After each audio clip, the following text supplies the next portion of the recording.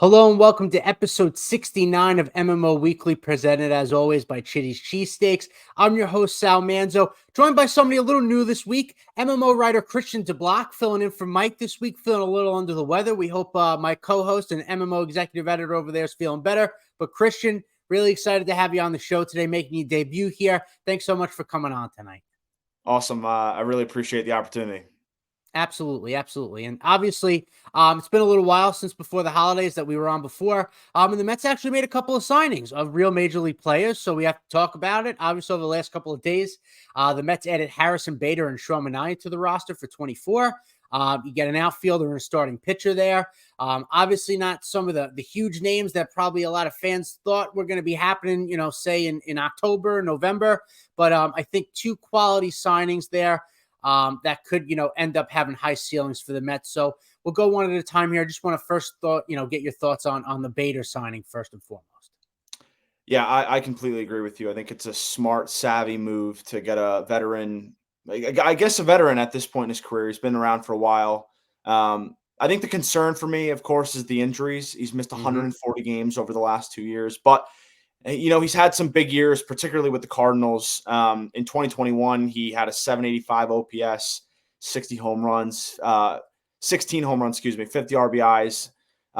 Health is always the concern with Bader, but he's a plus outfielder, a guy that could potentially allow Nimmo to move to left. We'll see how that really shapes out throughout the season, but Bader's got the connection with Pete Alonso. That's a great thing to see.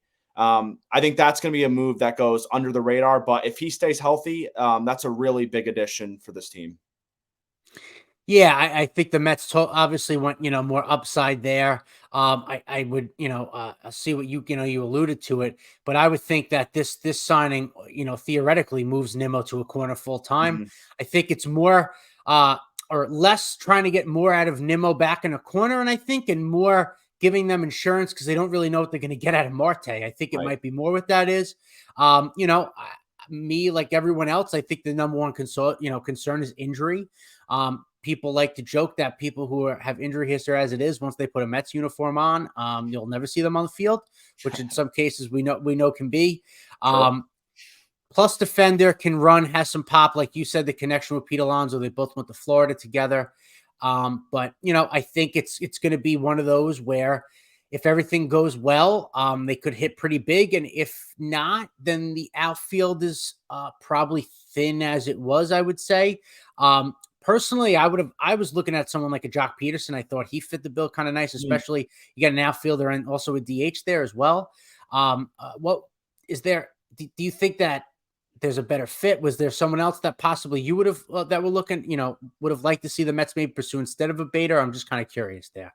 Yeah, I think adding a guy with a little more pop, of course, with Marte, as you mentioned, a complete wild card going into 2024. If he stays healthy, we saw 2 years ago he was an all-star. But if he, deals with injuries, he could be a guy that plays anywhere from 70 to 80 games, which is a big hit, especially with the money they put into him. So, yeah, I think a guy like Teoscar Hernandez before he signed would have been a nice piece, maybe a Lourdes Gurriel from a corner spot. But, once those guys went off the board, I think the power you can get out of outfield through free agency was pretty thin. So I guess adding a guy who has, as you mentioned, good defense, plus speed, I think that's a smart decision. I know they were in on Michael A. Taylor for quite some time. So I guess, it was a decision of those two.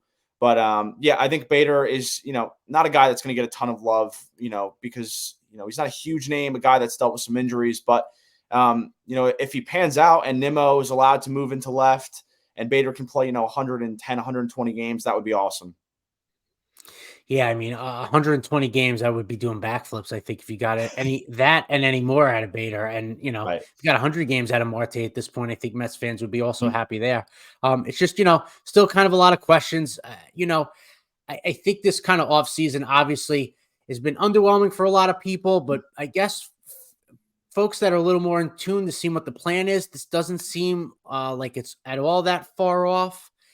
With the way they're kind of building for 24 and, obviously, 2025 seems to be what everybody's talking about, that they're going to make another real push again, kind of with the farm system aligning with the, group that they have in the free agency next year. But I am curious, If maybe someone like a Jorge Soler would have been a better fit too. Again, we know they Yeah. DH. I worry with Beta's injury history. That's the Yeah. most for a team that's been so, it felt like, especially last year, injury ridden, and over the last few years, have had that. It would have been nice to see, maybe some more stability, but they're going for upside here. We understand that.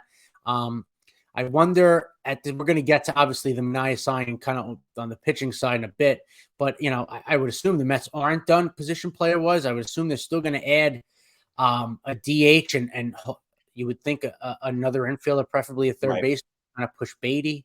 Obviously haven't heard much more about like Turner or JD Martinez, but one or two of those guys really still, as we continue here, still seem like the perfect kind of fits for what they need in 24 and to be that bridge, I would say, to next offseason and next season for 25 too. Yeah, I think Justin Turner would be a very, very smart decision.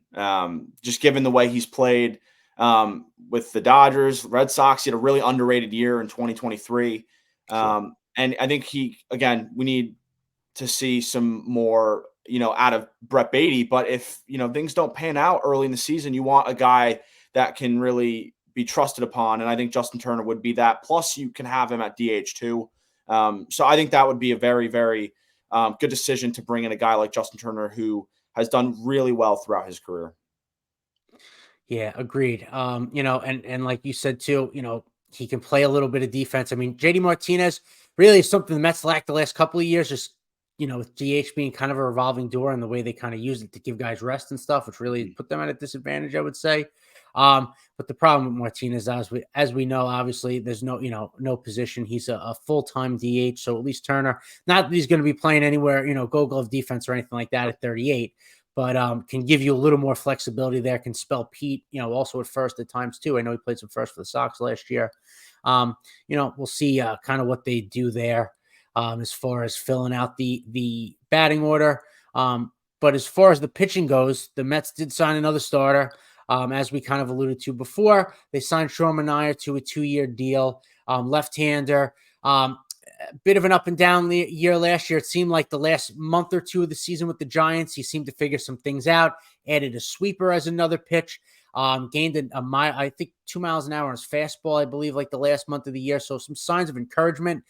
Didn't have great splits, I believe, as far as at home and on the road, but a veteran pitcher, someone that you hope is going to, eat a decent amount of innings. Cause at this point, this is a staff that more than anything, they need bodies to be able to take the ball every fifth day. But, outside of that, I'm just kind of curious what you think of the Manaea signing overall.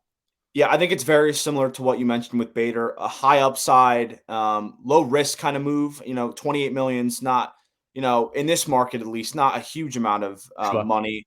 And Manaea has been a consistent guy throughout his career. He was really, a guy that came onto the scene as an Oakland A. Mm-hmm. But over the last couple of years, it's been very up and down. It was okay with the Padres. Last year was, as you mentioned, very inconsistent with the Giants. But over his last 17 starts in 2023, he had a 3.43 ERA. Mm-hmm. He's a mid-level starting pitcher, and I think, as you mentioned, they need depth in that area because the injuries have hit them year after year, and Manaea's stayed healthy for the most part throughout his career. And I think if he slots in as a third starter or a fourth starter, the Mets are doing things very consistently this season, short-term deals, trades for guys with years of control. I think this is, again, a low-risk, high-reward move for a veteran who's done some good things, but also has been very inconsistent as of late. Sure. Yeah. And you talk about the going rate for starting pitchers, right? 14 million to 18 million, something like that for a mid-rate starting pitcher. And with that being said, I believe Lucas Giolito got around 18 million a year from the Red Sox, which obviously, being a right-hander as opposed to a left-hander Manaea. But in general, would you have rather them seen maybe tried to go a little bit more and grab a Giolito? Obviously, he's had his own inconsistencies throughout his career. Last year, also someone had an up and down year, but I'm just kind of curious what you think there. Yeah, I think Giolito would have been probably a slightly better option. Of course, as you mentioned, the money, it probably would have been a little more of an AAV, but Giolito wasn't good last year. With the White Sox, it didn't really pan out as an angel. And then, of course, over the last month of the season, it wasn't much improved with the Guardians. So Right. I think Giolito probably has a higher upside. I think the floor is probably very similar between the two. Sure. But again, I think Giolito a couple years ago was, thought of as a potential all-star level pitcher for the White Sox. It really hasn't turned out that way. And I think Manaea is kind of, again, a very consistent number 3, number 4 versus Giolito's probably got number 2 upside. And if he could really figure it out again, but if things did pan out differently, I probably would have leaned with Giolito at a bit of a higher price. Yeah, no, I hear you. And he did not have a good year last year, like you said. But I think that the ceiling is a little higher. But it seems like this is a move again that's more, not trying to say someone to just take the ball every 5th day, but knowing that you're going to be able to have someone there every 5th day to take the ball. And listen, no one on the staff is pitching into the 7th or the 8th inning. We know that, but can hopefully give you 5 quality innings, every 5th day. 5 to 6. I think they would be very happy with that. And obviously, if things go well, you can have them for next year as well. But obviously, talking about starting pitching, the Mets still would suffice to say need to add more. Yeah. Reports have been coming out that the Mets, are going to maybe try to do that via the trade market. Some names being floated out there. Obviously, Dylan Cease's name's been out there for a while this offseason, not only with the Mets, but just in general in trade talks.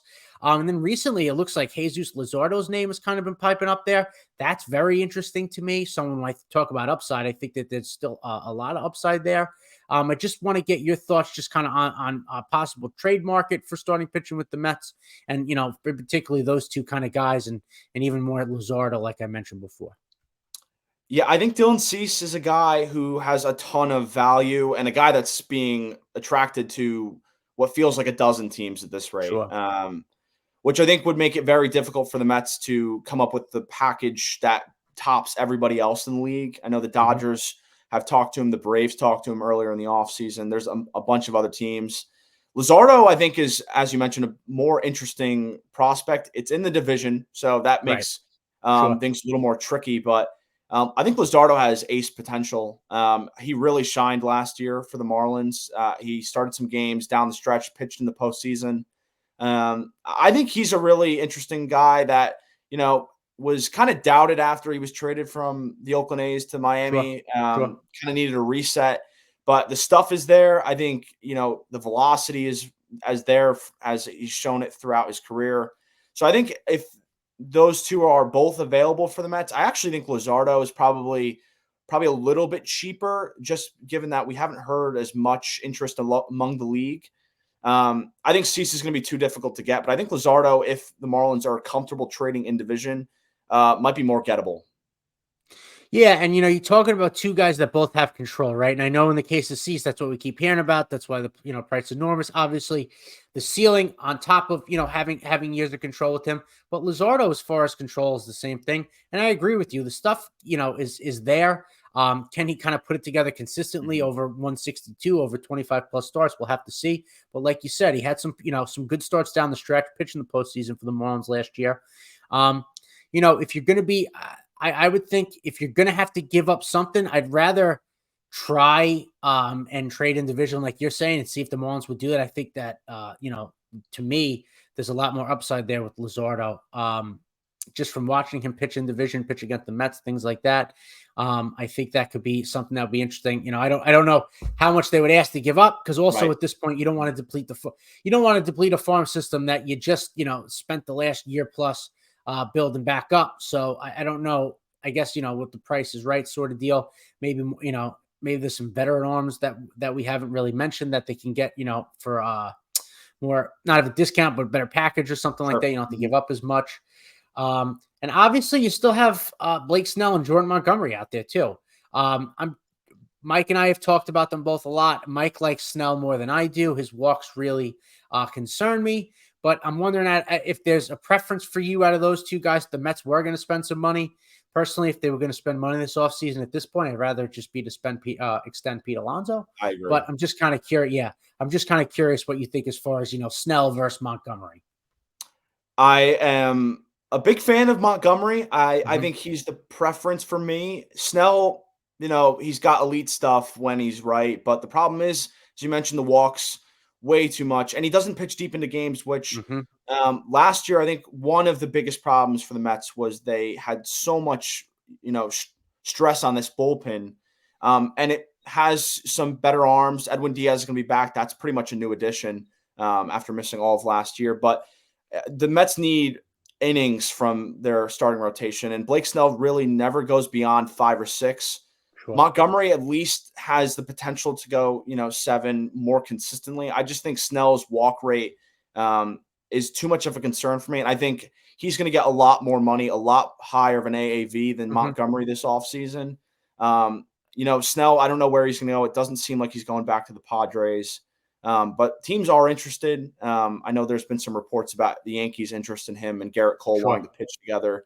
But I think Montgomery's just more consistent. I think he's going to come at a cheaper price. And for me, Snell is way too up and down for the Mets to, throw a 5-year, 6-year deal at, especially when they're trying to, build a little more sustainability going into 25 and 26.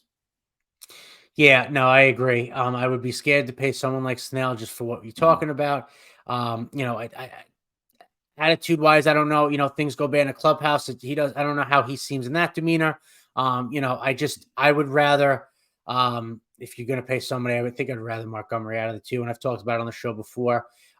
If you leave the Yankees and get better, you get points in my book for that. That's great. So you like that. And listen, he had a great playoff run last year. I know it's also tough to pay a lot for a guy after just throwing that many innings in a postseason run like that. You run, certain risks. But he's pitched, he's proven he could pitch in New York, and he's pitched very well post here and where he's gone. So, it probably only bodes well for the Mets for the longer these guys stay on the market, when possibly you can get, a more team friendly kind of Mhm. deals for maybe less years, something like that. Because they are going to need innings beyond 24 and 25. Yes. There's not a lot in the Mhm. pipeline as far as pitching prospects for New York. We know about, Vassell and guys like that, but no, I would say no, upper tier kind of, Yeah. Mhm. prospects that at least we know over, unless there's any Jacob deGrom's 2.0s, hanging around the minor leagues that want to step up again. That'd be great. But, there's obviously a lot that Stearns has to do in that regard. Another pitcher, obviously, that's still on the market too. Apparently, the Giants have interest in him also, which the Giants have interest in anybody you talk about now. Shota Imanaga, the pitcher from Japan, lefty, obviously pitched in the WBC this year, one of the premium pitchers in the Japanese league. I don't know too much about him personally, but I know the Mets have been linked to him as far as like missing out on Yamamoto, kind of looking at him as that second option. I was wondering, like, if anything, how you maybe think he might be a fit here or anything like that. Yeah, I think it's difficult to determine. They got a lot of good stuff out of Kodai Senga last Sure, year. sure, Coming to Major League Baseball again, as you mentioned, the Giants are a team that's been in on every pitcher, a lot of position players. Imanaga is one of them, and I think they really do need him as much as anybody. The Giants need to splash, especially in that division with the Diamondbacks up and coming. The Dodgers are, going to be the biggest threat in all of sure. baseball next season. So I think the Mets are going to have a tough time against some of the teams. I know the Angels are up there. The Red Sox are considered to be, up and around being finalists. So I think he would fit well with the Mets. I think the issue is that there's, again, so many teams that are interested in a guy that has shown a lot of potential.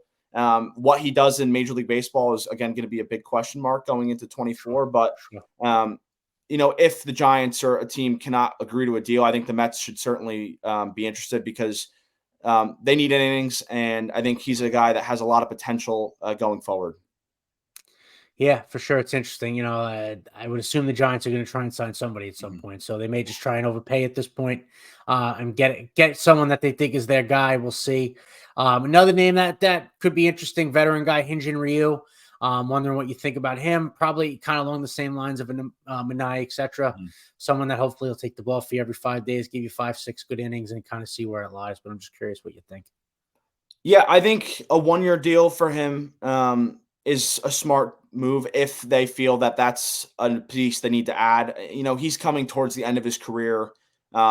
He had a really good run with the Dodgers, especially Hmm. at the back end of that contract. Sure, sure. It didn't really pan out for the Blue Jays. No. Injuries definitely, hindered that. But again, a guy that could probably be, a number 4, a number 5 at the back end of the rotation.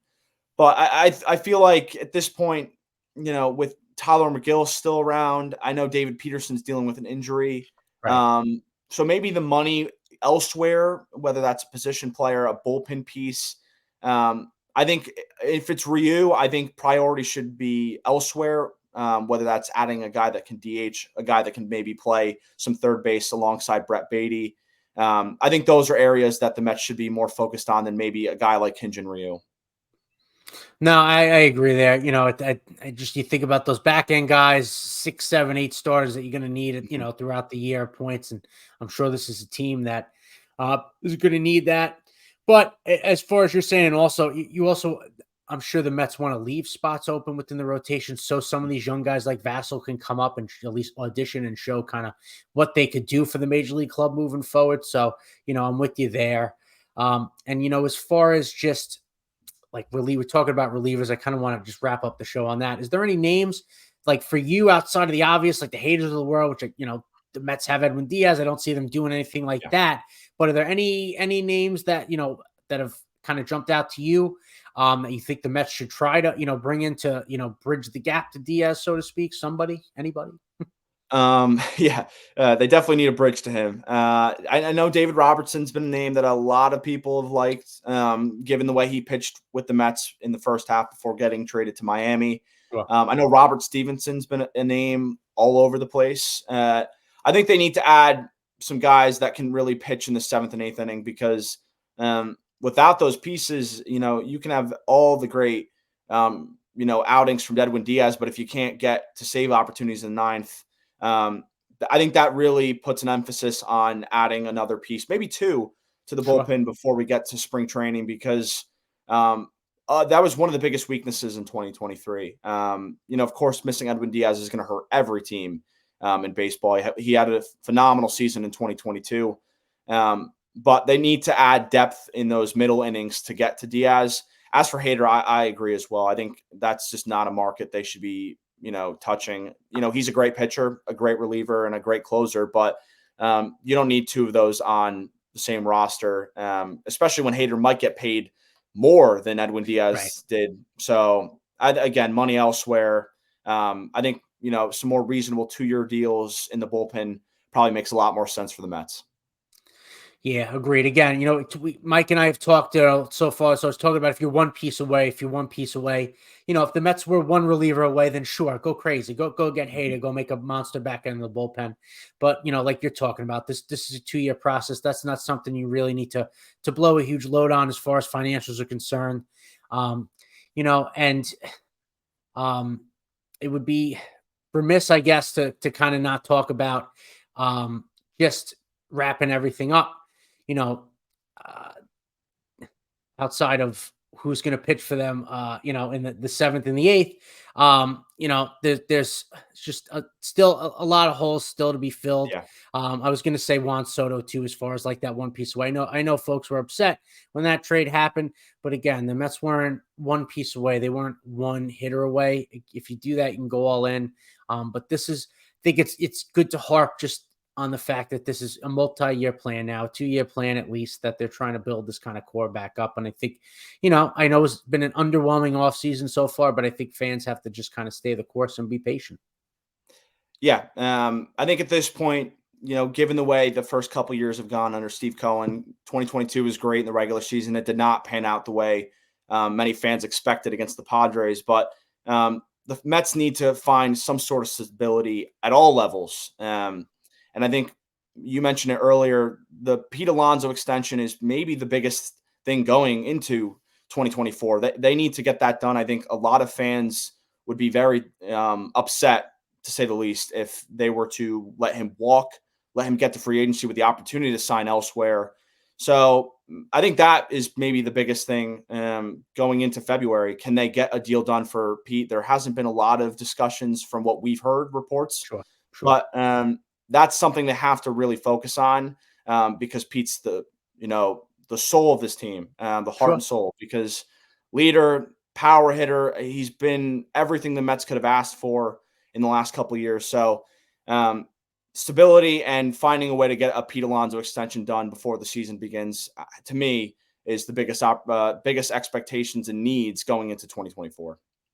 Sure. Yeah, no, absolutely. With the way the offseason went, I'm all for letting Pete play his walk year out and signing him in free agency next year like the Yankees did with Judge. I'm totally fine with that.